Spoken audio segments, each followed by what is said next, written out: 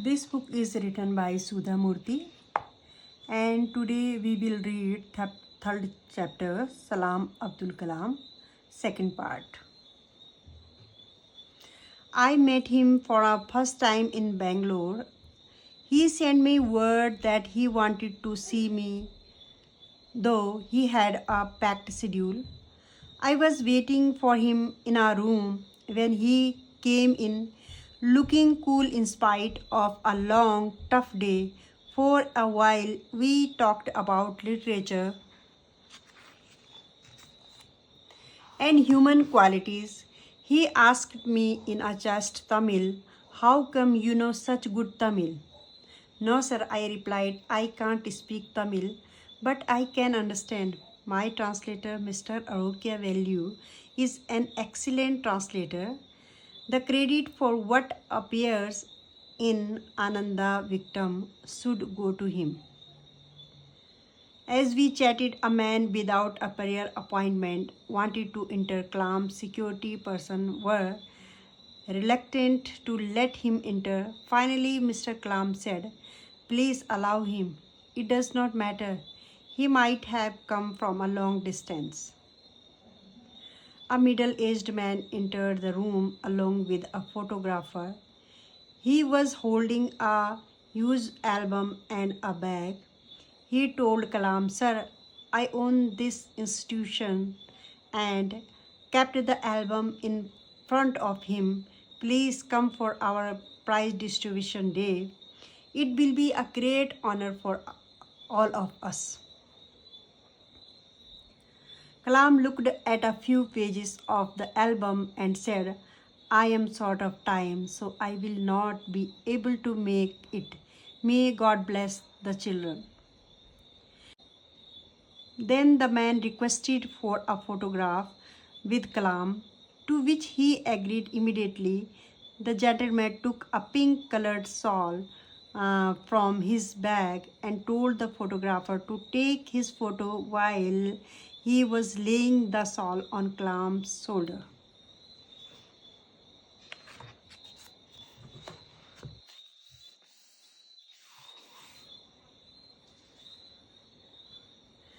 The photograph was duly taken, and Kalam thanked him and continued talking to me, but my attention was still on the man. I noticed that he took back the shawl and walked out of the room. I could not control my anger. "Sir, he has taken the shawl which he presented to you." Kalam smiled at me and said, "It does not matter. I don't need any one of them. Probably he needs it. Each time I meet him, I am amazed at his straightforward behavior and his secular outlook. He has a compassionate heart with particularly loves all children." After that meeting, whenever I was in Chennai, I would see him in his chamber in Anna University, where he was teaching.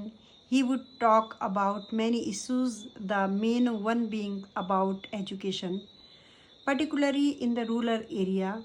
He is extremely grateful to his teachers and holds them in the highest respect. Once I was sharing my experience in Chandipur, Odisha, and a lesson I learned from a young fisher boy called Javed. He was a poor schoolboy who helped his mother sell red crabs. For an entire day's work, he received only rupees 5. Yet he was happy and enthusiastic. When I asked him how he could always remain so optimistic, he said, "It is better to be worn out than to be rusted." As soon as I told this story to him, Kalam wrote Javed's word down on a piece of paper and exclaimed what a great piece of advice it was. He told me that he liked Odisha immensely, as he had spent many years in the state doing missile tests. "If you are doing something in Odisha, I will definitely come. I know you work there and that state is very dear to your heart too. Once I decided to visit Rameshwaram along with a group of friends. When Kalam got to know, he was very eager to go with us as it is his birthplace. He said he would join us at the Madurai railway station. He had made all the arrangements which his nomination for the post of President of India was announced. He told me, we will keep the plan open for Rameshwaram. By this time, I was sure he was going to be the President of India, irrespective of the election. We could not ask him to join us as it could be a major security problem for him. Sadly, I had to tell him, no, sir, please do not come. We will go on our own. By the time we returned from the trip, he had, as I had predicted, been elected president. He invited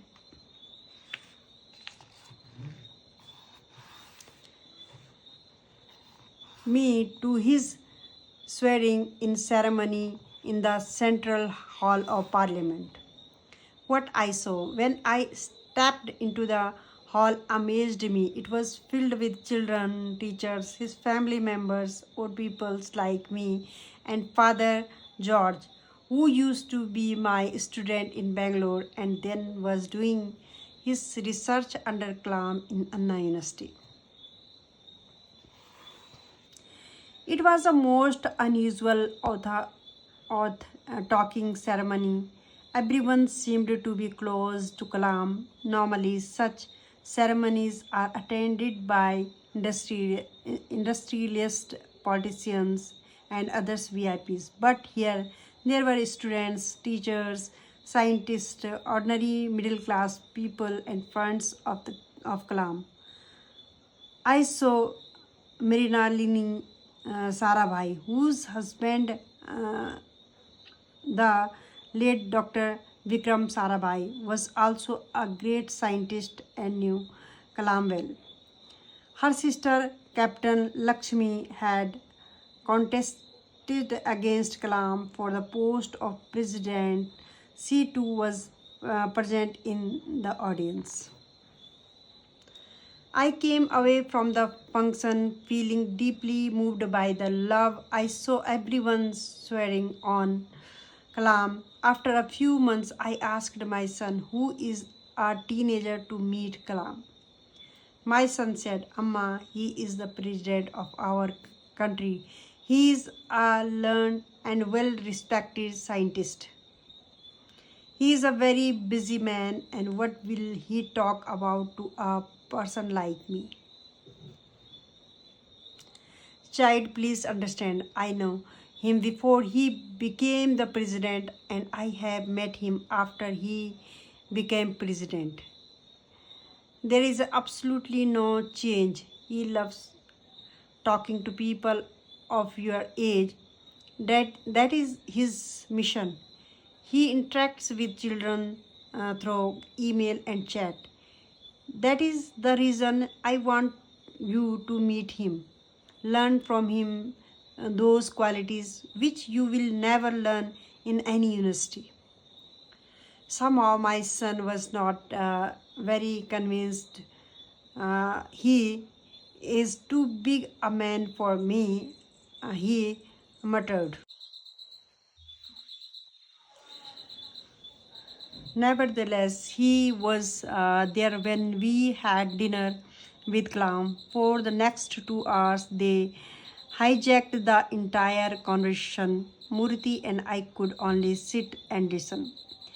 They discussed the best operating system for computers and the great Tamil saint Thiruvalluvar and his teachings.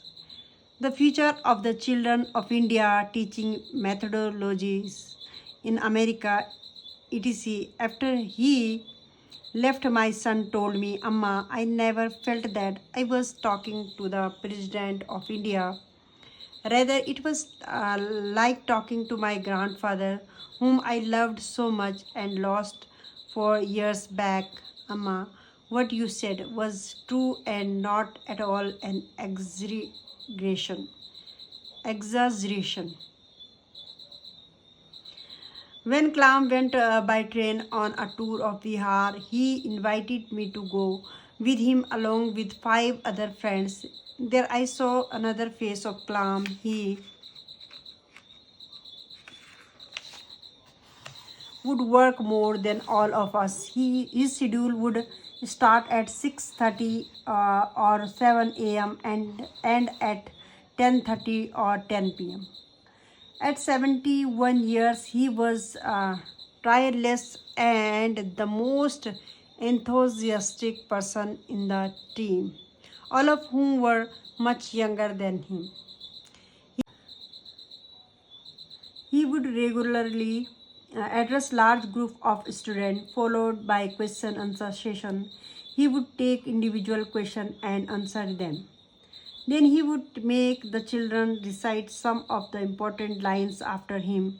He reminded me of a loving school teacher or a doting grandfather or an excellent friend to these children, irrespective of the difference in age.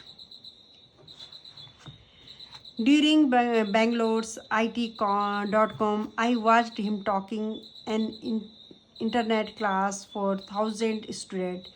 He held their complete attention and was excellently prepared. When we built a 150-bed pediatric hospital in Bhubaneswaram, Odisha, or poor children, I was very keen that he should come and inaugurate it. I remembered his promise made to me in Chennai that he would come to Odisha if I invited him, but now he was a president of India and there were many people like me invited him to similar functions. He was no longer a professor at Anna University whom I could approach on telephone or send an email and convey my message. However, remembering his promise, I sent him an email assuming it might not reach. But within a few days, I got a reply from his secretary saying that he had agreed to inaugurate the hospital.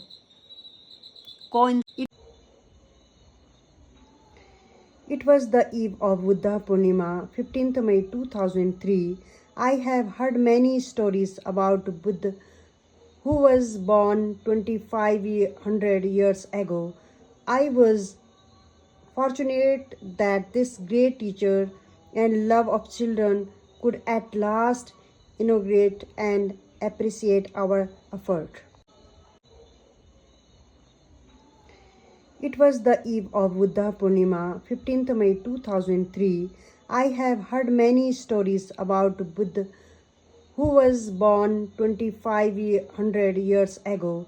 I was fortunate that this great teacher and love of children could at last inaugurate and appreciate our effort. Viewers, if this book is really help to you and useful to you, please like, share and subscribe my channel. Thank you.